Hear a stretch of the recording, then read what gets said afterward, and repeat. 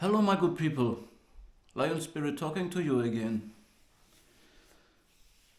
Have you ever wondered why you even have to think about sick people? Why you even have to use your beautiful abilities, your empathy, your emotional intelligence to figure out the most ugly persons that you couldn't even imagine them. They came in your life, and in order to understand what is happening around you, you had to figure this out. And it was like you had a big resistance in yourself because you are a person with a sense for aesthetics, for beauty, for, you have a good taste, you know what smells good, what tastes good, what is beautiful. You have this sense for these things. And these people are the opposite of that. And so you have a huge resistance to even do it. It's like you have to take your hand and get something very filthy out of your sink, But you have to do it, your thing. Man, have you ever wondered? Well, I can't tell you why. But because I was wondering the same thing. Well, of course there's this answer that it is important to think about this and understand it. It's a waking up. Before that you were like a child, living in paradise. Everything is nice. Everybody is nice. Everybody is like you. From the heart, my brothers and sisters. Everybody is like that, right? No, it's not. And you could not wrap your mind around it. The thing is, once the first time you experience these people, you are very slow with puzzling. You can't even in the beginning you have no chance to even get one part of the puzzle fixed because you have wrong premises in your head. You think, okay, this person is like me. Basically, there's these small differences like with all other people, but you need to know that these people are fundamentally different. And for me, I already told you this in other videos, I described narcissism towards a narcissistic person without knowing what it is. So I was describing the absence of empathy.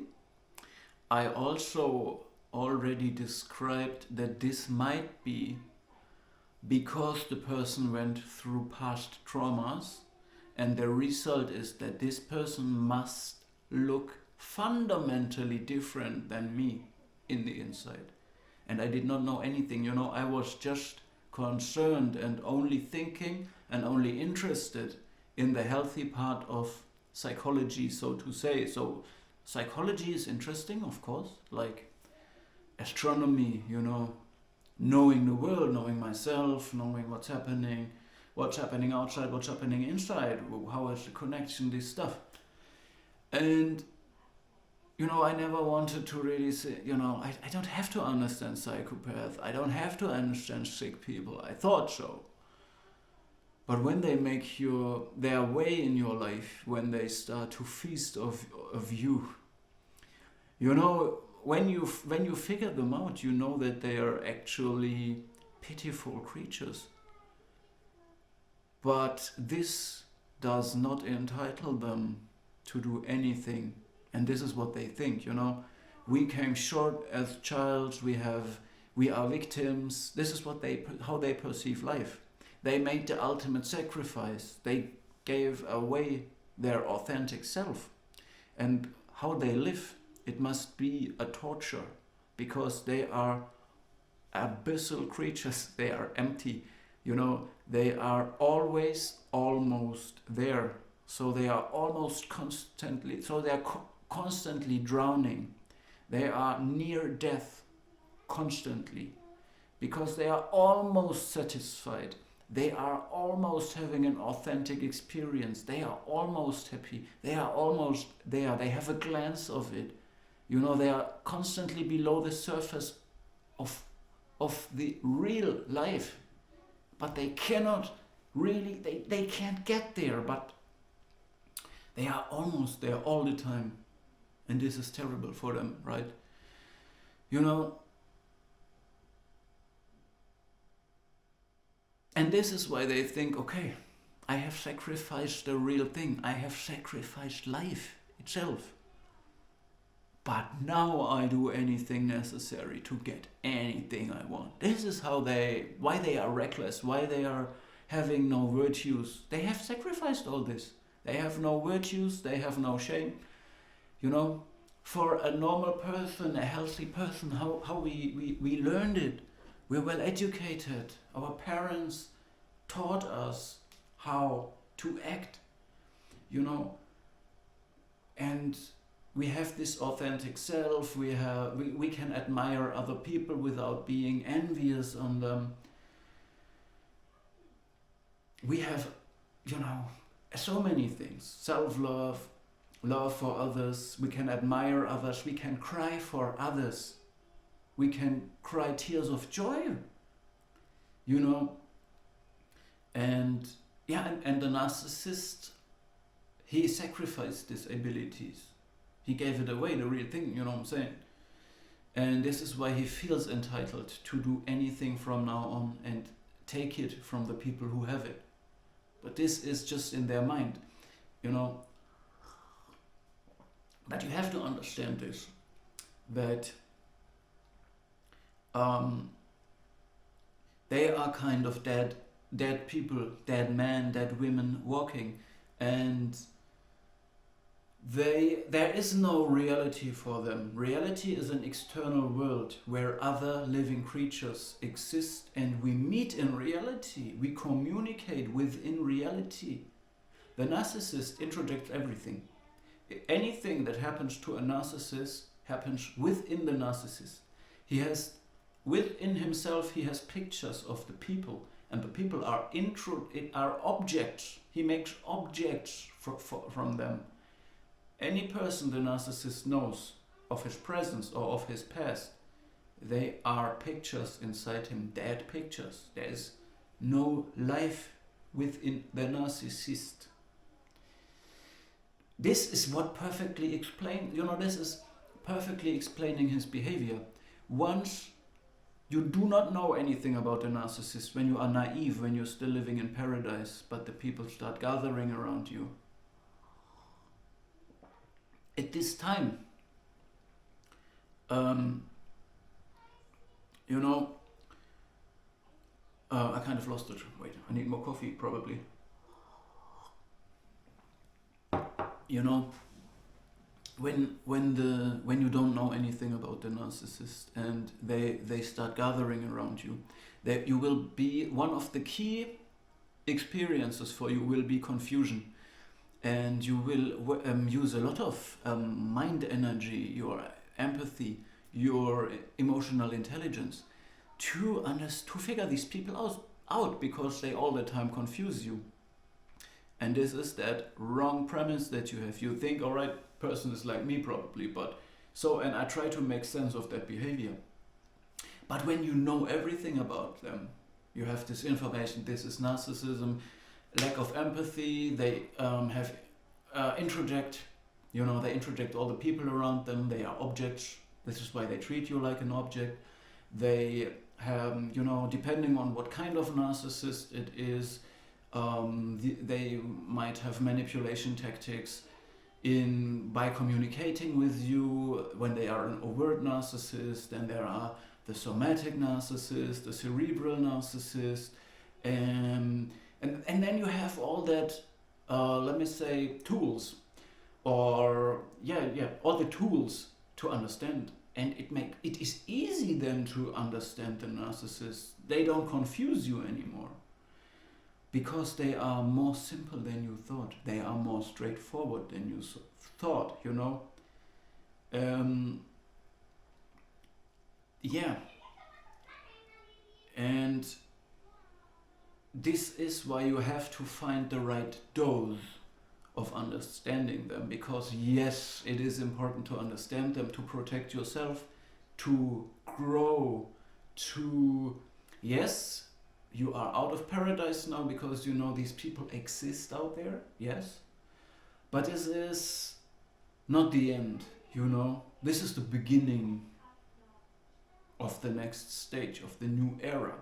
And this is why you should not stay within this, in this state. You should find the right time to stop studying them, because if you study evil, evil studies you.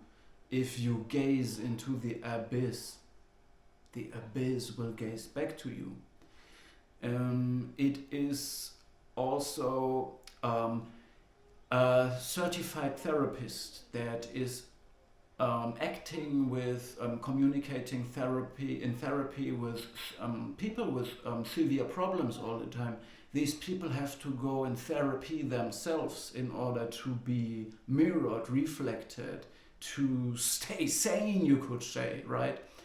And what I want to say is, you cannot be together with these kind of people too much, and you should not be fascinated by the sick mind too much, because narcissists are fascinating in some way. Because for you, especially as a victim, if you have been victimized by them, it will give you so much of these moments of, oh God, now I understand. Oh my God, I was right all the time. Oh my God, it's so simple. Why was I using so much energy in order to look for human touch here and there? You know, it's not there. And yeah, and this is why you need to find the right dose. Once you understand them good enough, once you figure out what happened to you, yeah, moving on is important as well. And for me, it's also important to not always stay on the same, repeating the same things over and over in these videos, you know. But today I've got one thing for you that I want to get rid of, you know, I want to speak it off me. And this is the narcissistic death trap. And it's kind of combined evil, combined badness, combined sick mind. And I want to share it with you. So when you have experienced the same thing, it might help you if other people survived it too and share this with you. Or you can break out of the same situation, or you can even evade these situations when you see them coming from afar, right, man? So what's happening? What is that narcissistic death trap? It is, imagine, yeah, I already told you what the narcissists are in some way. They're dead people walking, and there are different kinds. So let's say you have two narcissists in a relationship, then these persons are codependent, so they are needy. They cannot be alone. If a narcissist is alone, he is dying, because he's living in this fantasy. He's not in reality. He's having his fantasy of himself. His false self is an invention, and he wants to spread this invention to others. He needs other people to feel himself. But physically, in some narcissists cannot love themselves. Well, all narcissists cannot love themselves authentically. They need other people to be able to feel some form of love. So they love themselves via other people. And this is why no relationship can be free with a narcissist. It's always needy, it's always forceful, it's always abusive. And imagine you have two narcissists in a relationship. Super, codependency there. There's no freedom. There is a deals. It's a deal. But it will be sold to the outside as love. But it's a shared fantasy, you know. And I don't want to go more into detail because you could talk endlessly about these strange and fascinating things. How these personalities interact, these psychological things. What can happen? No, it's about us, right? About the person around these people. So there are codependent people in a relationship. A covert narcissist, probably because he can't extract supply from his surroundings because he has no bait. If he is going fishing with his bait, nobody will bite it, so he needs the other narcissist. This narcissist is still getting supply, is still extracting from the surroundings, And so these two together, they put you in a triangulation, which means they combine their bad abusive behaviors. It is possible that the covert narcissist gives you a permanent silent treatment, and the overt narcissist will be constantly in communication with you, idealizing you, keeping you calm, calming you down, while the covert narcissist is living his passive aggression constantly, but he will give you the silent treatment, so he will not speak to you. So you will be dependent to dissolve this unacceptable situation by talking to the overt narcissist, okay? And the overt narcissist will constantly calm you down. And this is, so you are exposed to two narcissists at the same time that extract, you are exposed to them and they extract constantly from you. And this is the narcissistic death trap. Because, this is like combining the abuse of two narcissists. They can permanently have you in their treatment then, okay? Because there's a constant silent treatment and a constant idealization and love bombing, kind of this. And they can double gaslight you. So you will feel that there is something wrong, but then two people will both gaslight you, both can confuse you and then make you doubt in yourself. And they will even say, there are other people, even more people than just we two. So there must be something wrong with you.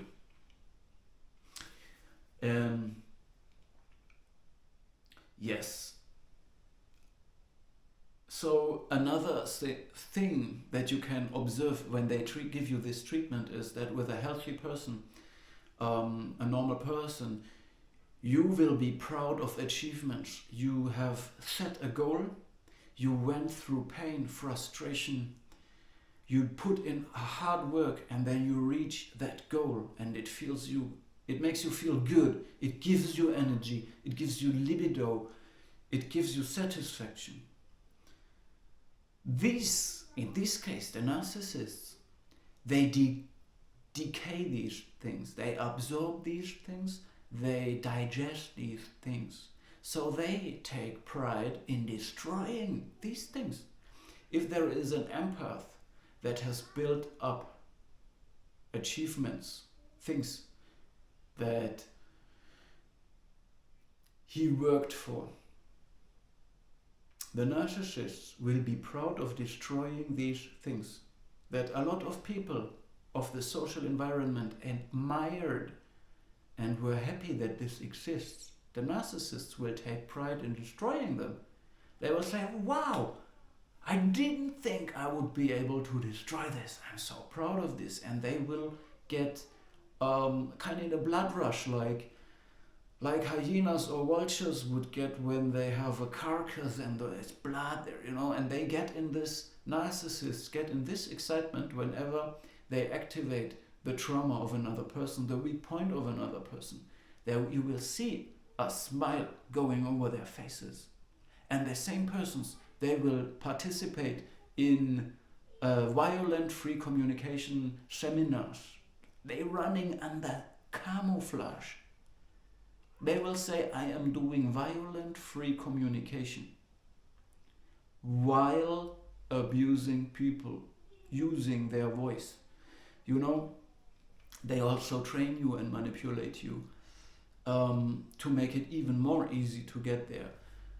Because the overt narcissist, he can, you know, let's say you had 10 conversations, and in 10 out of 10 conversations, they told you that what they want is the best for you. And in 10 out of 10 times, it was destructive for you what happened. Then it is all, you feel like a fish that bit in too many baits where there is a huge hook in, and you always got hurt and you always lost more than you got. First it looked juicy, and then it was full of bullcrap, hardship, trouble, problems for you. And then the narcissist will use their voice. You know, there is nobody at home in the narcissist. If you call them, they can do it over the phone. They will give their words, they will pick 2 words in their sentence, or just a small part of their sentence, and they will give it that intonation that they can give you the impression that they will fake confidence, they will fake happiness, and you will often experience that the narcissist is rubbing their confidence and happiness into your face, like, look, I'm happy, look, I'm confident, and you will be like, well, I'm happy and confident too, that's fine, that's all good, okay? Yeah, so this is when you are confused, when you don't know, oh, this is a narcissist, then you will be just confused by this. But when they trained you, and that you know, whenever they are happy, it means that you will be hurt, because this is the sadistic part of narcissism, okay? You will figure out this is the only time they smile, they are excited, is when you have pain. And then they can use this. They will just need 2 words, and you will get sensitive for this. And then it gets even easier for them to use this. Then you will, you know, when you call them, they will say a sentence, and within the sentence they are then on the case, and then they are focused on, all right, I will get something. I want to get something from that person, and in order to do so, I will fake confidence and happiness now, and then they will give you this impression, and then you will see, oh, the narcissist is happy and confident. This means he, you know, then this is how they want to plant fear in your heart to make you vulnerable for further abuse. This is the emotional trigger, because they will tell you, now I'm in the blood rush, you know, I'm ready to go now, you know, it's all for you know, I will win again. And this is the mind games they play, okay? So, yeah, we were in the beginning of our talk today. Why do we have to talk about this? Why do we have to figure these things out? Why is it even necessary, right? We never wanted that. We just wanted to live our life. So find the right dose for yourself. Study them, understand them, find out this. But, you know, at some point they really become simple. You really can predict them very precisely. And then you have enough. You don't have to repeat this over and over again. You have also to get the sickness of these people out of your mind again, you know, moving on. You just need to remember this part. This is these people, these 5% of population. I don't want them around me. We good. We done, right? So I hope for you and for me, we're finding this right amount of knowledge, and then move on with different topics. You know, don't have too much of this bullcrap in your mind. You know, attention is all they want. All right, that's my message today. Keep it clean. Use psychological hygiene, physical hygiene, detox, you know. Real thing. I'm out now.